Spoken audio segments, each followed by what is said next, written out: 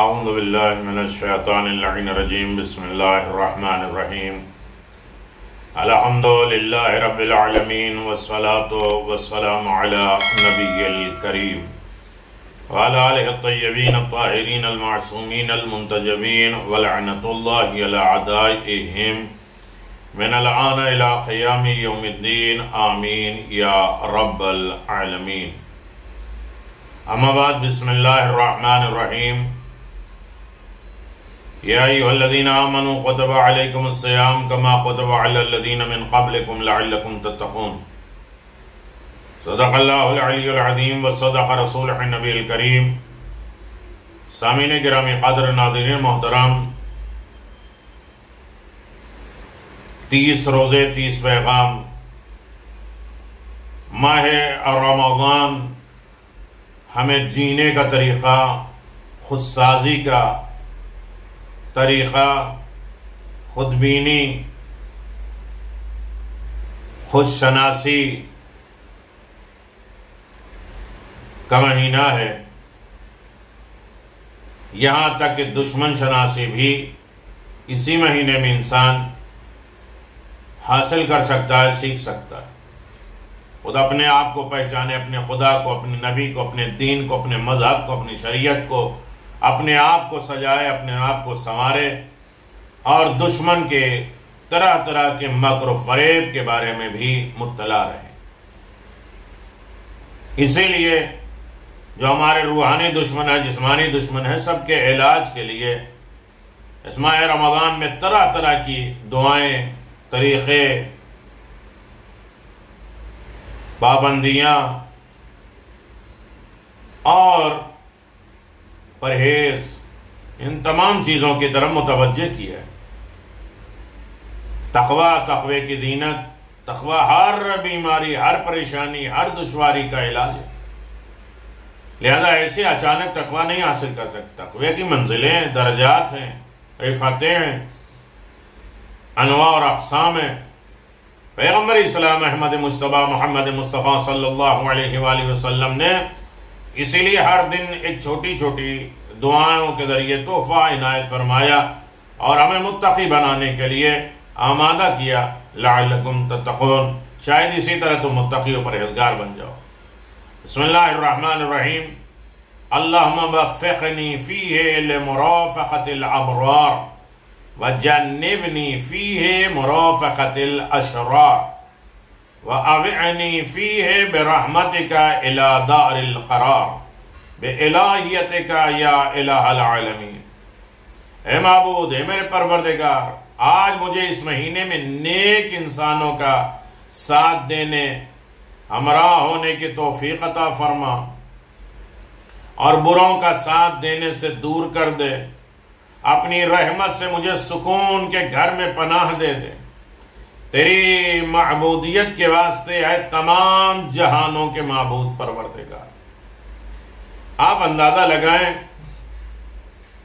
کہ اس میں اہم نقطے جو ٹاپکس ہیں وہ ایک، افراد کی ہمراہی اور شریر لوگوں سے دوری، نیک لوگوں کے ساتھ اٹھنا بیٹھنا، اور جو شریر ہیں، خراب ہیں، ان سے دوری اختیار کرنا. دوسری جو ہے خدا کے جاویدانہ رحمت کے پشت پناہی، اس کو راضی کرنا، اس کی رحمت کا مستحق ہو جانا، جنت کے لائق اپنے آپ کو بنانے دینا. یہ وہ چیزیں ہیں کہ جہاں ہمیں متوجہ کرتی ہیں کہ انسان متقی اور پرہیزگار کیسے بنتا ہے. خود اعتبار سے، خود اعمال کی وجہ سے نہیں بنتا. اٹھنے بیٹھنے والوں کے ساتھ، رہن سہن کے ساتھ، ایک دوسرے کے حقوق کو ادا کرتے ساتھ، ایک دوسرے کے ساتھ زنجیر بندی ہے. ایک دوسرے ہمیں بخشیں گے، ایک دوسرے ہمیں معاف کرائیں گے تو ہم آگے بڑھیں گے.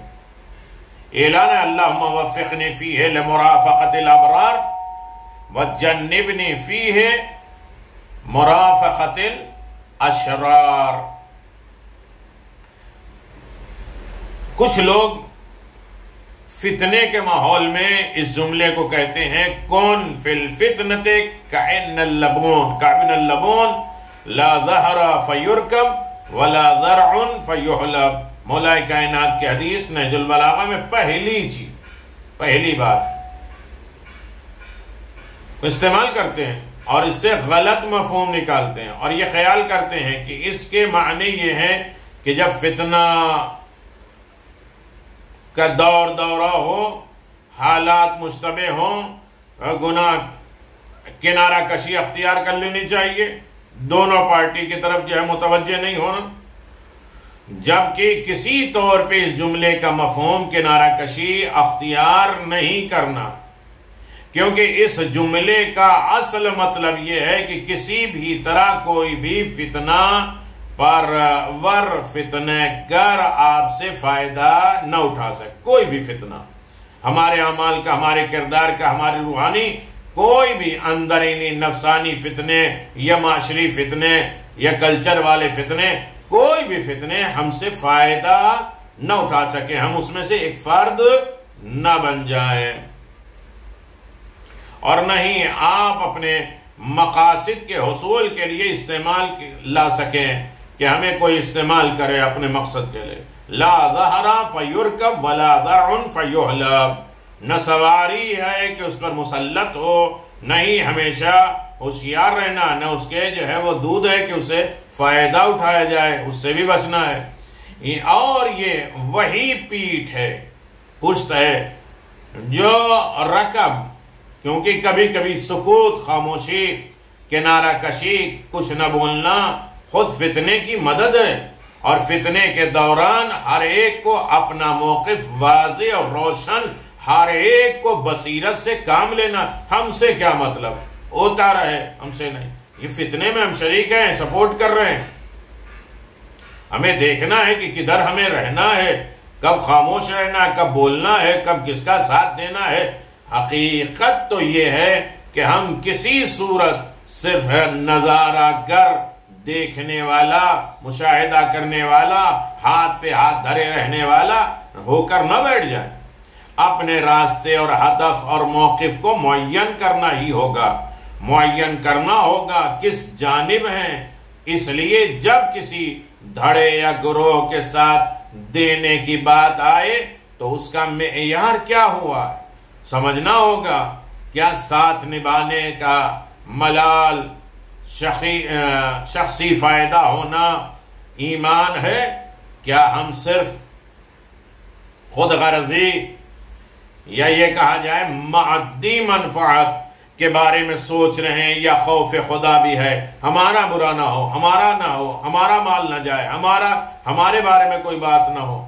کیا کسی گروہ کا ساتھ دینا آخرت کی بنیادوں پر ہے، یا یا کرسی کی لالچ میں ہے، یا تخت و تاج کی لالچ میں ہے؟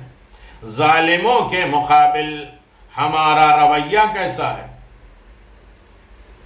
جن لوگوں نے خون بہائے، چوس رہے ہیں مسلمانوں کے خون، اور زبانی طور پہ لوگوں کے حقوق کا نعرہ بلند کرتے ہیں، مگر یہ نہ سمجھے ان کے آنسو مگر مچھ کے آنسو ہوتے ہیں، عملی طور پہ دہشت گردوں کو مالی اور سیاسی تعاون پہنچاتے ہیں، ان کے مقابل میں ہم کیا اقدامات کر رہے ہیں؟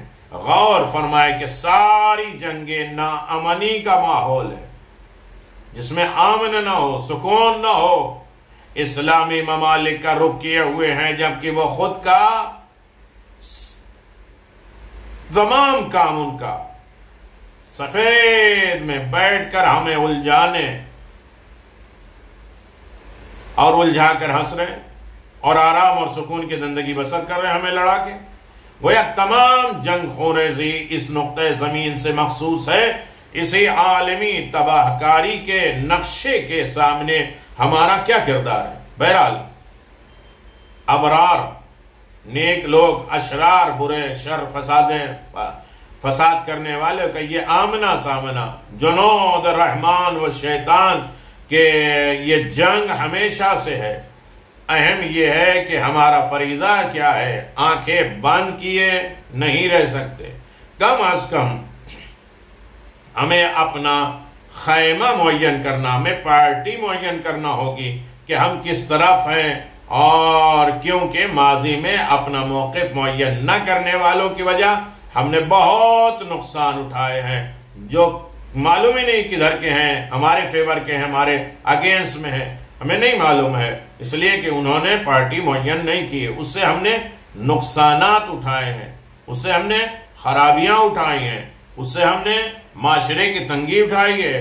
ربی ابن خثیم امیر المؤمنین علی ابن ابی طالب علیہ السلام کے ساتھیوں میں سے تھے، جو ظاہر طور پہ زاہد اچھے میں تھے۔ جنگ صفین کے وقت امیر المؤمنین کی خدمت میں آ کے کہنے لگے کہ ایک طرف تو آپ پیغمبر اسلام کے برحق جانشین ہیں، اور دوسری جانب یہ ہے کہ جنگ مسلمانوں کے ساتھ ہو رہی ہے، میں نہیں چاہتا کہ اس خونریزی کا شریک بنوں، جبکہ دوسری جانب یہ بھی نہیں چاہتا کہ آپ کے دائرے حکومت سے باہر جاؤں، اس لیے مجھے کسی ایسی جگہ بھیج دیجئے جہاں میں خدمت بھی انجام دے سکوں اور میرے لیے ایسے کو مشکل بھی نہ ہو۔ امیر المؤمنین علی ابن ابی طالب علیہ السلام نے اس سے کہا، کچھ نہیں کہا، اور خراسان کے بارڈر کی نگہبانی اس کے حوالے کر کے روانہ کر دیا۔ کیا ربی ابن خثیم کا یہ فعل قابل دفاع ہے؟ اس کا فرض تھا کہ وہ امام کے پرچم تلے جنگ کرتا، امام کے سائے میں رہتا، میدان نہ چھوڑتا، اور یہ زہد نہیں ہے بلکہ وسوسہ شیطانی ہے۔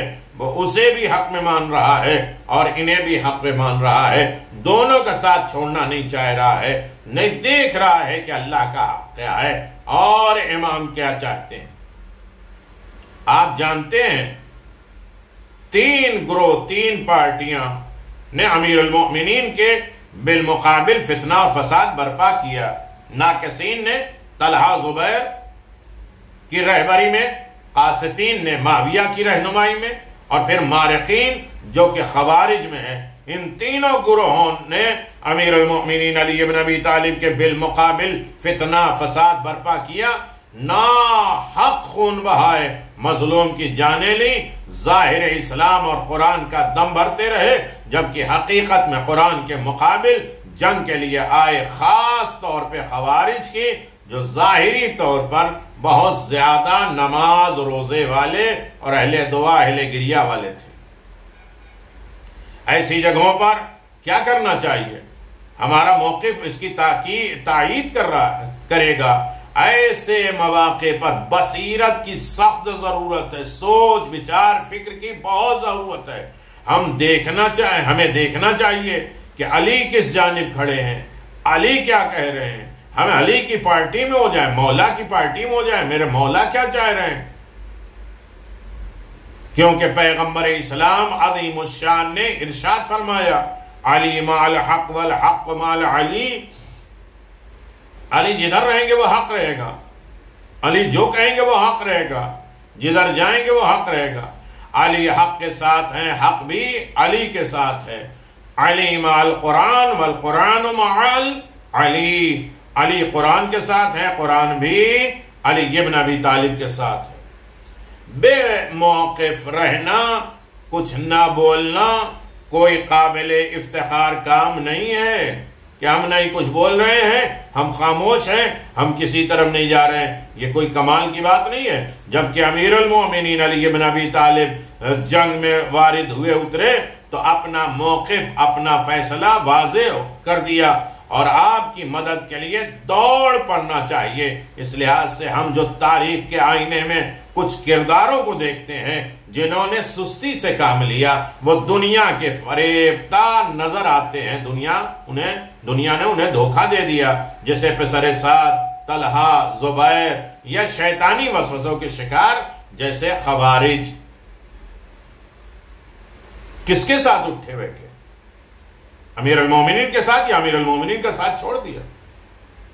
آج بھی دور میں ہمیں امام زمان سے کیا مطلب ہے، آئیں گے تو مل جائیں گے، ساتھ ہو جائیں گے، میں نہیں معلوم کس کے ساتھ رہنا، ہمیں اس زمانے کے ساتھ رہنا یا صاحب زمان کے ساتھ رہنا، عصر کے اعتبار سے زندگی گزارنا یا صاحب عصر کے اعتبار سے زندگی، وہ ایک چوز کرنا پڑے گا، فیصلہ کرنا پڑے گا، کسی ایک پارٹی میں جانا پڑے گا اور ان کے ساتھ کھڑا ہونا پڑے گا، ہر مشکل میں سپورٹ کرنا پڑے گا۔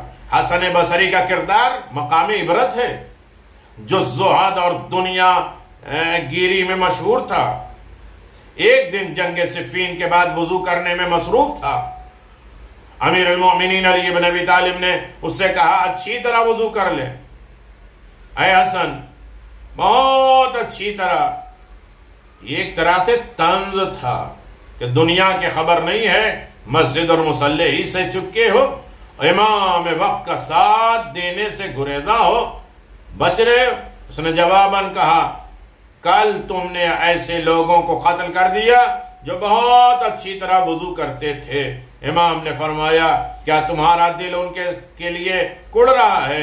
حسن بصری نے کہا ہاں، امیر المؤمنین علی ابن ابی طالب علیہ السلام نے اس کے لیے بد دعا کرتے ہوئے کہا جو مر گئے ہیں اس کے اوپر تم افسوس کر رہے ہو، تو میں بد دعا فرما دیا امیر المومنین، ہمیشہ اسی سے کڑھن اور غم اور غصے میں مبتلا رہو۔ وہ اس تاریخ سے لے کر مرتے دم تک غم اور غصہ، افسردگی اور مایوسی میں مبتلا رہا۔ عبیداللہ ابن حرہ جعفی کون تھے جو امام کا ساتھ چھوڑ گئے؟ معلوم ہی نہیں ہوتا کس کے ساتھ ہے۔ وہ شخص تھا جس نے امام حسین علیہ السلام نے مدد کی، خواستگاری کی تھی، مدد مانگی تھی امیر المومنین کے بیٹے امام حسین نے۔ اس نے بے طرفی، بے توجہی سے جواب دیا کہ میرے پاس گھوڑا ہے، وہ میں آپ کے حوالے کر سکتا ہوں۔ امام عالی مقام نے قبول نہیں کیا۔ امام حسین علیہ السلام کی شہادت کے بعد ابن زیاد نے اسے بلا بھیجا اور اس سے پوچھا کہاں تھے؟ جواب میں اس نے اپنے مریض ہونے کا بہانہ پیش کیا۔ ابن زیاد نے کنایتاً کہا کہ تیرا جسم مریض تھا، تیرا دل۔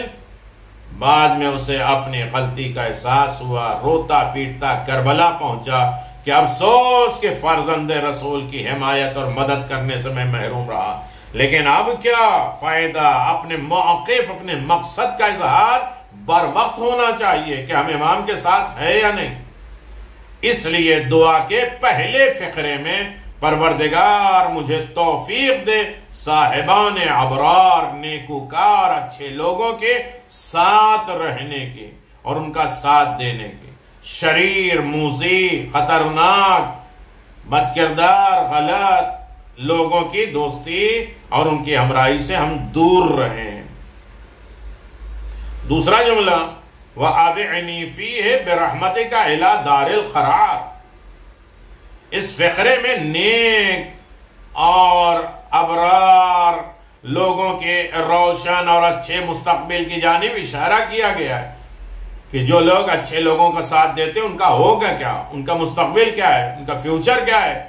مستقبل کی جانب قرآن مجید کی آیات میں ابرار، مقربین اور ان کے عظیم اجر و ثواب کے بارے میں بارہا گفتگو ہوئی ہے، یہاں تک کہ سورہ آل عمران کی آیت نمبر 193 کے مطابق اولو الالباب، قوی عقل اور فکر والے تقاضا کرتے ہیں کہ ان کی زندگی کا اختتام ابرار کے ساتھ ہو، نیکو لوگوں کے ساتھ ہو، نیکوکار کے ساتھ ہو۔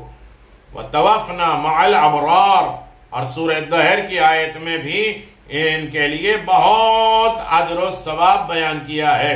سورہ انفطار کی آیت نمبر 13، سورہ مطففین کے زیر بحث ان آیتوں کے بار بار خدا کی مہربانیوں کو بیان کیا گیا ہے۔ ابرار، نیکوکار، بر کی جمع ہے۔ یہ وہی لوگ ہیں جو وسیع روح رکھتے ہیں، ان کی روح بڑی پھیلی ہوتی، بڑی ہوتی، تنگ دل نہیں ہوتے، بلند ہمت ہوتے ہیں، اچھے اعتقاد اور عقیدے والے ہوتے ہیں، نیک عمل کے حامل ہوتے ہیں۔ ایک حدیث میں امام حسن مصطفیٰ علیہ السلام جن کی ولادت گزری ہے کہتے ہیں کل ما فی کتاب اللہ عز وجل من القول ان الابرار فواللہ ما راد به الا علی ابن ابی طالب و فاطمہ وانا والحسین۔ جہاں کہیں بھی قرآن میں ان الابرار آیا ہے، خدا کی قسم اس پروردگار کی مراد علی ابن ابی طالب، فاطمہ زہرا، حسن مصطفیٰ اور حسین شہید بے کربلا ہے۔ یعنی ہر عالم میں انسان علی، فاطمہ، حسن، حسین کا ساتھ دے، ان کے موقف میں، ان کے مقصد، ان کے ٹارگٹ، ان کی نصیحتیں، ان کے پیغامات کے ساتھ رہے۔ یہ ہے ابرار، یہ ہے نیکوکار، یہ ہے روزہ کہ ہمیں نیکوکار کو ساتھ رکھے۔ تیسرا جملہ بے الہیت یا الہ العالمین، اور پھر دعا کے آخر میں درخواست کرتے ہیں پروردگار تجھے تیرے پروردگار کا واسطہ ہمیں اچھوں اور نیک لوگوں کے ساتھ ہمراہی، ہم نشینی اور برے لوگوں سے دوری، اور بہشت میں ہمیں مقام عنایت فرما۔ یہ ہے 16 ماہ رمضان کی دعا، یہ ہے 16 ماہ رمضان کا پیغام، یہ ہے 16 ماہ رمضان کا زینہ جو تقوی کے ہمیں قریب کرتا ہے۔ اگر اس طریقے سے انسان پابندی کے ساتھ زینہ طے کرتا رہے تو یقیناً متقی پرہیزگار امیر المؤمنین امام المتقین کا چاہنے والے ہوگا، اور قرآن بھی اس کی رہنمائی اور ہدایت کرے گا، ھدی للمتقین۔ اگر یہ پیغام دیکھا جائے کہ اس میں پیغام کیا ہے، تو ابرار کی ہمراہی کی درخواست، ریکویسٹ مانگی گئی کہ اچھے لوگوں یعنی ولایت علی، محبت سیدہ امام حسن امام حسین، اور ان کا صحیح مؤمن مطیع فرما بردار بندہ بن جانا، یہ انہی کے ساتھ رہنے کے برابر ہے۔ اشرار، برے لوگ، شریر لوگ، بدطینت، بری نگاہ، بری نظر، برے خیال کے ساتھ ہمیں اٹھنے بیٹھنے کی توفیق نہ دے۔ بہشت مومنین کی آرام گاہ ہے، ہمیں اس کا مقام دے دے۔ امیر المؤمنین علی بن ابی طالب فرماتے ہیں برے اور شریر لوگوں سے دوری، اچھے لوگوں کی مجالست اختیار کرو، اچھے لوگوں کے درمیان میں بیٹھو، برے لوگوں کے درمیان اٹھنا بیٹھنا ترک کر دو۔ ہم کہتے ہیں ارے یہ تو ان کا عمل ہے، ان کی برائیاں ہم تک تو نہیں آ سکتی، لیکن انسان اپنے دوستوں کے ذریعے پہچانا جاتا ہے، اپنے دوستوں کا کردار اس کی زندگی میں آتا ہے، اور دوستوں کے اعتبار سے اس کا حساب و کتاب ہونے والا ہے۔ تو مومنین کرام، یہ پیغام تھا 16 ماہ رمضان کا، اور جنگ رس اسی ثمود اور دیگر علاقوں میں ہوا۔ سورہ فرقان میں اس کا تذکرہ موجود ہے۔ قوم رس بہت عبرتناک واقعہ ہے، ہمیں اس پر غور کرنا چاہیے۔ یہ بھی ایک پیغام ہے، اور پیغام زندگی ہمیشہ ہماری رہنمائی اور عبرت دیتی رہتی ہے، اور صحیح معنوں میں خدا کے مطیع و فرما بردار ہم ہوتے رہتے ہیں۔ والسلام علیکم ورحمۃ اللہ وبرکاتہ۔ السلام علیکم ائمة الہدی ورحمۃ اللہ وبرکاتہ۔ استودعکم اللہ واقرأ علیکم السلام۔ آمنا باللہ وبالرسول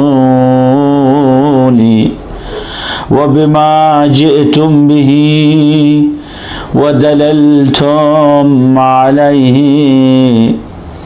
اللهم فاكتبنا مع الشاهدين۔